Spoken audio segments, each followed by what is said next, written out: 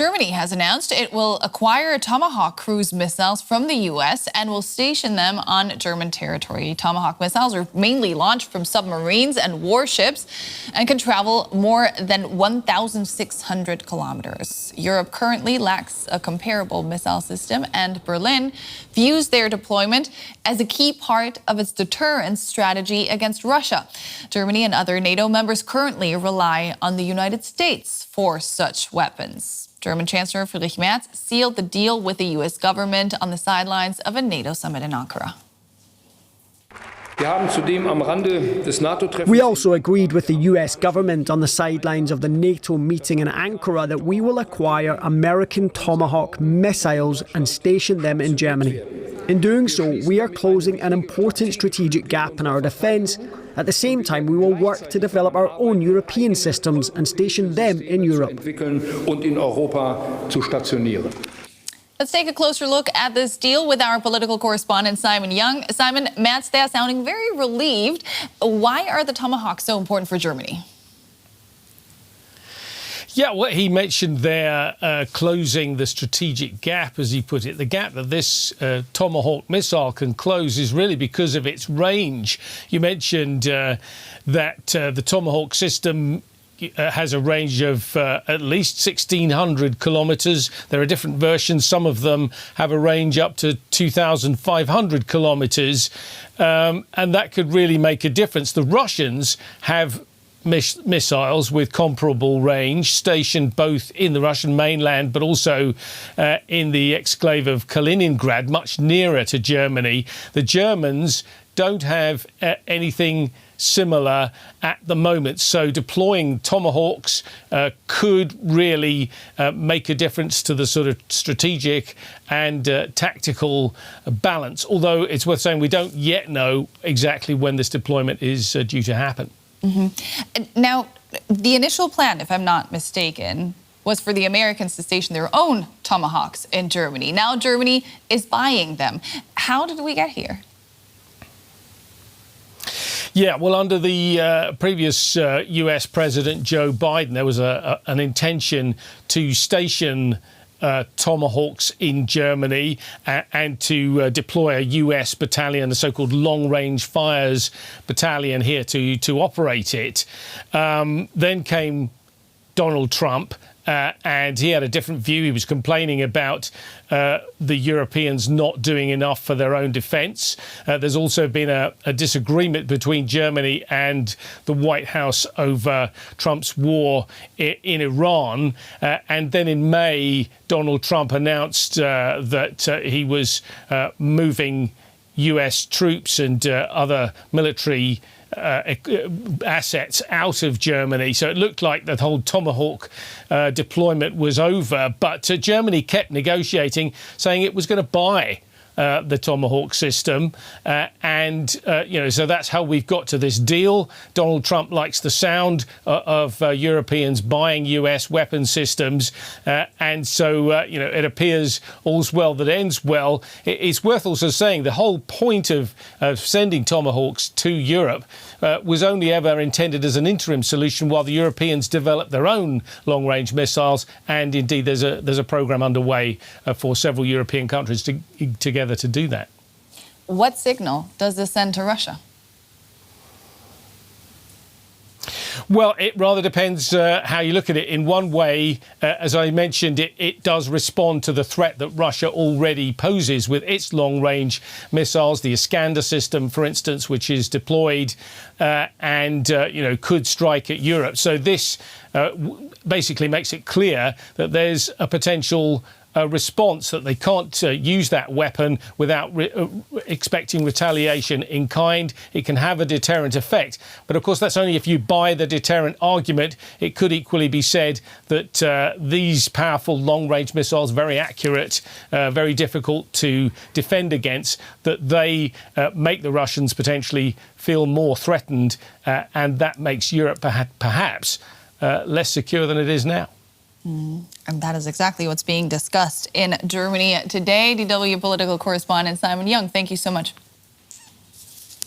Well, we just heard Chancellor Merz there saying that Germany's closing a critical strategic gap with this Tomahawk purchase. But What gap is he referring to exactly, and why has filling it become so urgent? I put that question to Justin Bronk, a military expert from the Royal United Services Institute in London. So the gap in this case would be deep precision strike weapon system. So something that enables a country to hold targets like bunkers, command and control facilities, ammunition storage, factories, that kind of thing, at risk at a greater distance than Germany's existing Taurus air-launched cruise missile, which is an pretty advanced missile. It's in many ways similar to the Storm Shadow or Scalp, which is the UK French missile which Ukraine has been using up to now. But just like the Storm Shadow and Scalp, the Taurus has quite a limited range relative to the Tomahawk. And deep precision strike is something which the German, in particular, the German policy community has sort of rediscovered, if you like, as part of the Zeitenwende. And the kind of sudden dash to rebuild a credible deterrence posture as part of NATO forces against Russia, especially in light of increasingly distant US focus on problem sets in the Indo-Pacific and more recently in the Gulf, rather than the previous kind of assumption that the US would provide answers for any gaps in European military capability in the event of a Russian attack on a NATO country in Europe.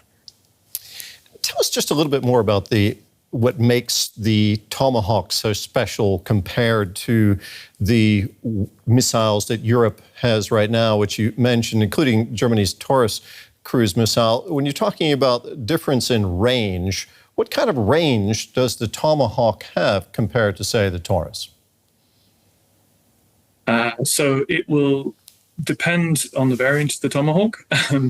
So different variants have significantly different range, but you're talking in the region of 3 times or more the range that the Taurus offers.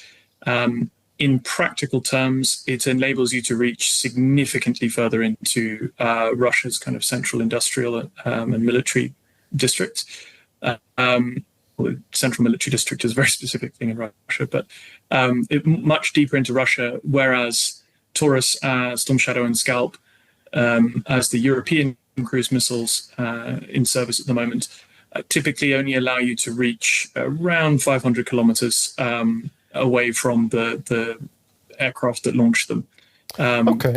In practical terms, even more detailed than that, you could suggest that there is further nuance in that if you, for example, want to reach a target that is behind a lot of quite complex air defenses, then the missile might be programmed to take a really quite complicated and circuitous route to avoid known concentrations of air defenses, to take advantage of, for example, terrain that might give it cover from radars, enemy radars. And that might require significantly greater range to reach a target that is notionally not as far away as the kind of the absolute limit, if that makes sense. Okay, so this is a really sophisticated weapon. You mentioned Russia. Clearly, this is meant to counter any threat from Russia. How do you think Moscow will view this move? On a symbolic level, Moscow will be very annoyed. And so the Putin and the rest of the Russian leadership will be very annoyed. Traditionally, Tomahawk for decades, and variants of the Tomahawk have been around for many decades. It has been something which has featured a lot in Russian strategic literature and in Russian strategic planning. They have specific weapon systems which are particularly optimized around trying to defeat Tomahawk salvos. The MiG-31 BM interceptor, which is, if you like, an enormous fighter aircraft, is kind of a classic example of that. In reality, of course, it will take time for Germany to field an operational Tomahawk capability because it takes time to train the mission planners. It will take time to actually get the foreign military sales case through all the various hoops in the US government, and then to get German personnel actually operating it with units and training with it on a regular basis to kind of deploy it in a non-vulnerable way in terms of potential vulnerability to Russian strikes. And equally, The way that the US has traditionally used Tomahawk is in large salvos from naval platforms like Aegis destroyers. And that enables it, even as a not stealthy, so it's not stealthy, but it's very low flying cruise missile, to get past defenses, even if some of them are shot down, just by dint of lots of them arriving nearly simultaneously, potentially from multiple directions. That will be harder for Germany to do, because unless something changes, Germany had been exploring trying to buy the land-launched variant of Tomahawk, which would tend to be available in significantly smaller numbers. Land units can't kind of take advantage of the capacity that something like an Aegis destroyer would give you. So, yeah, Russia will no doubt dislike it, but they're probably unlikely to see it as a strategic game changer, if that makes sense. Can you give us kind of a ballpark figure in years, if that's what we're talking about how long it would take Germany to get these missiles deployed, and how long do you think it would take for Europe to develop its own homegrown capability? Because this is just supposed to fill a gap until Europe does have the kinds of missiles that might rival the Tomahawk. Well, it significantly depends on how much the administration and thus the US government, particularly elements like the State Department, Office of Foreign Military Sales, the Defense Department, so the Pentagon, want to prioritize this in terms of pushing it through. There's an enormous amount of US export paperwork and licensing that needs to be done. And there's an enormous queue for that with all sorts of arms deals to all sorts of countries around the world. So it depends whether the US government wants to make this a priority, and whether the German government is willing to expend sufficient political capital and money to kind of try and put itself near the front of the queue.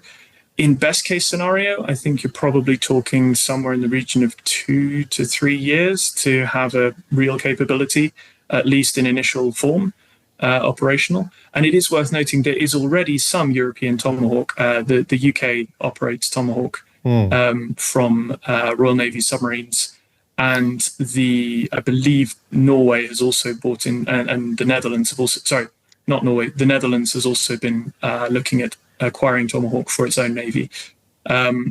For European homegrown alternatives with that kind of range, there are multiple programs underway, including German ones, Anglo-French ones, Anglo-German ones. You're probably looking at the early 2030s for operational capabilities, but those capabilities will likely be significantly more capable than Tomahawk in terms of their ability to penetrate, individually at least, high-end Russian air defenses. Tomahawk has very impressive sensor options, particularly in the later Block 5 and 6 variants, but the missile itself is really quite old and is not particularly survivable beyond the fact that it can fly very complicated routes at very low level. It's not a stealth design. Justin, thank you very much for your insights there. That was Justin Bronk from the Royal United Services Institute in London, better known as RUSI.